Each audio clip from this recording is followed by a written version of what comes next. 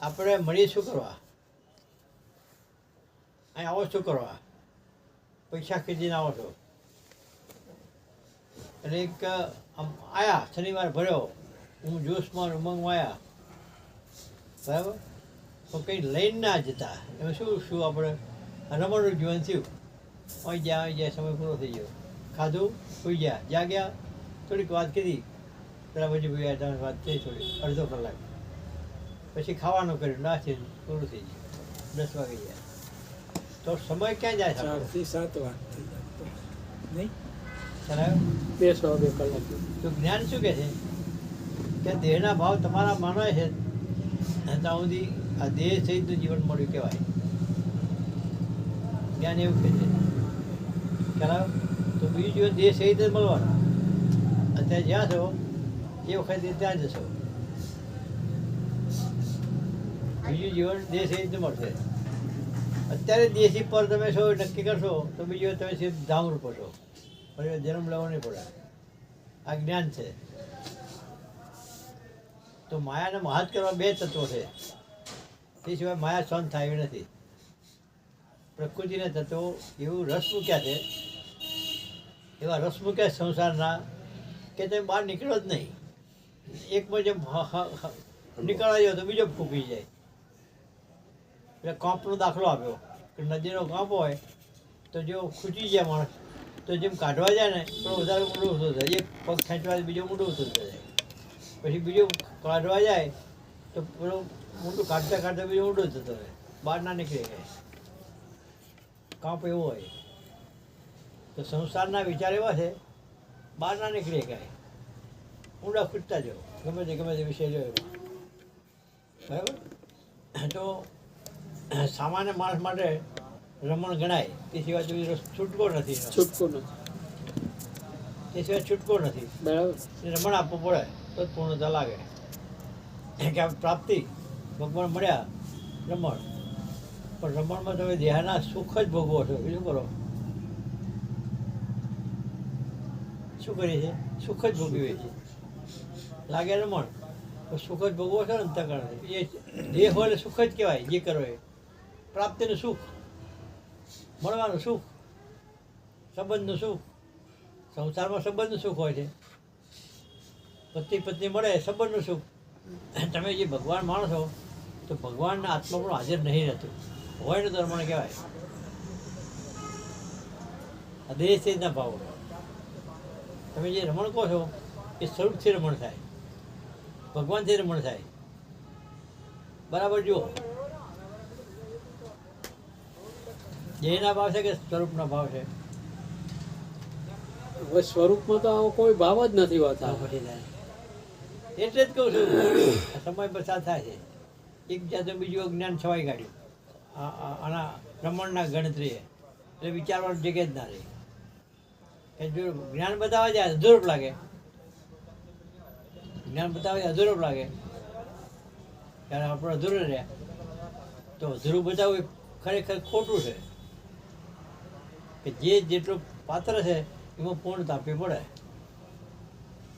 અને એટલું જ સમજીએ કે પાત્રતા અનુસાર જ સમજે. એટલું સમજીએ એટલામાં જ એનું જ્ઞાન એટલે પૂર્ણતા બતાવવી પડે એટલી. અને પછી એના બીજો ખ્યાલ નહીં આવતો જ્ઞાનનો એ રમણ કહેવાય. એટલે સ્વામિનારાયણ મહારાજે એવું કીધું કે આપણે સમય શું કામ કરીએ છીએ? કે બીજું ના સમજાય તો કોઈ નહીં. શું કામ કીધું? કે આ જ્ઞાનની વાર્તા કરીએ આપણે એ સમજણ આપણે કોઈ નહીં. પણ કે ભગવાન હારે આપણે જે આ કંઈક પ્રસંગ આવ્યો મૂર્તિ વખતે પણ આ પ્રસંગ યાદ આવે ને ખાલી મેળાવડાનો તોય કે એનું કલ્યાણ થઈ જાય. ભગવાન યાદ આવે ને બને એટલે ઉદ્ધવગતિ આવે. બરાબર. તો આ તો જીવની ઉર્દગતિ માટે શબ્દ કહેવાય. જો પ્રાપ્તિ જ તમારે કરવી છે તો આ રમણને મહત્તા છોડી દો, જ્ઞાનની મહત્તા રાખો. એટલે આ રમણ ખોટું નથી, પણ બીજી વખતે આ સહિત જ તમે બહાર જવાના. દેહ છૂટશે ને આના સહિત જવાના. દેહ તો છે ને, બરાબર. દેહ મરી જવાનો ને કે આત્મા મરી જાય? તો દેહ મરી જશે તો તમે દેહ કઈ જ્યાગ નહીં. ભેગું હોય ને બે બોલતા નથી. ડાઉટ છે એટલે હે ડાઉટ છે. આ ડાઉટ કોને? દેહ તો પ્રાણ લઈને એ તો એ આ અંતઃકરણનો આખો વિભાગ લઈને જતું રહે છે. તો આપણે તો જોનારા રહ્યા તો જોનારા જ રહ્યા ને ભાઈ ક્યાં જોનાર પૈસા. છો? જોનાર હોય તો પ્રશ્ન જ ક્યાં છે? પણ જોનારા છીએ તારે તો વાત થાય છે આખી. જોનાર નથી. દેહ છે જ રમણ. રમણમાં જોનાર ના હોય. જોનાર રમણ બે કહેવાય તો દ્રષ્ટા કહેવાય. દ્રષ્ટા તો દ્રષ્ટા. દ્રષ્ટા તો વાત રમણ ક્યાંથી ચોક્કસ છે. દ્રષ્ટા વાત ચોક્કસ છે. તો રમણ ક્યાંથી હોય? રમણ તો આપણે મળીએ રમણ છે. પરિવારને ભેગા થઈએ રમણ કહેવાય. માતા બાળકને રમાડે ને એ રમણ કહેવાય. પિતા બાળકને તેડી ફરે ને એ રમણ કહેવાય. ઓગળી ઝાલીને તેડે ને ખભે બેહારીને ફરે ને એ રમણ કહેવાય. ભાઈ અને દીકરો ઘેડા વાપા થાય એટલે લાકડી પકડી દોરી આવે ને એ રમણ કહેવાય. ખ્યાલ આવ્યો? એ દેશ રમણ દેશ એ જ હોય. બીજો રસ્તો નથી રમણ કીધા સિવાય. તેથી પૂર્ણતા આવે નહીં. તો ધંધો ચાલતો હોય, પંચ વિષય ચાલતા હોય, રમણમાં જીવન પસાર થઈ જાય તો ભેગું ઉછરે. જ્યાદી ભાવ ઉછળતા હોય. અહીં રમણ રાખી કર્યું. ઘેર જઈને શું કરશો? ગાડીમાં બેઠા એટલે પ્રણભાઈ થઈ ગયા કે રમણ રહેવાના? વાત સાચી. હે સાચી વાત છે. અહીંથી નીકળ્યા 6 વાગે. કોના ઘેર જશે? મારા ઘેર. બરાબર. તો પરિવાર જોશે કે આપણું ઘાસ આપણું ઘર આવી ઘાસ થશે. પછી બેસશો, ઉઠશો, નાશો, ગમે એ કરશો. પછી નિરાશ ને પછી એ જ ઘર ચાલુ સંસાર નહીં. તો આત્મા બેસો કે દેહ ભાવ રહેશો? જ્ઞાન જ નથી. જ્ઞાનની હાજરી જ નથી. જ્ઞાન તો પ્રકૃતિને જુઓ તો જ્ઞાન કહેવાય. તો તમે પ્રકૃતિ જુઓ તો તમે આત્મા કરી શકો ઘેર. નકર દેહ છે જ રહો, પરિવાર સહિત જ અહીં રહો છે તો રહો. એક નિશ્ચય આપણને થઈ ગયો હોય કે ભાઈ આ પ્રકૃતિના દ્રષ્ટા આપણે પોતે છીએ. પોતે એટલે વિચાર. હમ બરાબર. હવે આનો જે નિશ્ચય થઈ ગયો, હા. નિશ્ચય થઈ ગયો પછી એની ક્યાં જરૂર છે? એ નિશ્ચય છે કે ક્યાં સમજ પડે છે? માણે કે મરી જવું છે, નિશ્ચય થઈ ગયો મરી જાય કે મારો તો મને નિશ્ચય કર્યો કહેવાય? મને તો નિશ્ચય કહેવાય. હા, મારો નિશ્ચય કહેવાય ને. હા, ખાલી નિશ્ચય કે મરી ગયો પણ નિશ્ચય તો કહેવાય?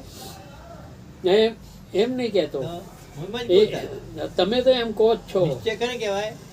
તમે પ્રકૃતિનો દ્રષ્ટા હો તો નિશ્ચય થયો કહેવાય. તમારી શબ્દ બોલ્યા કહેવાય.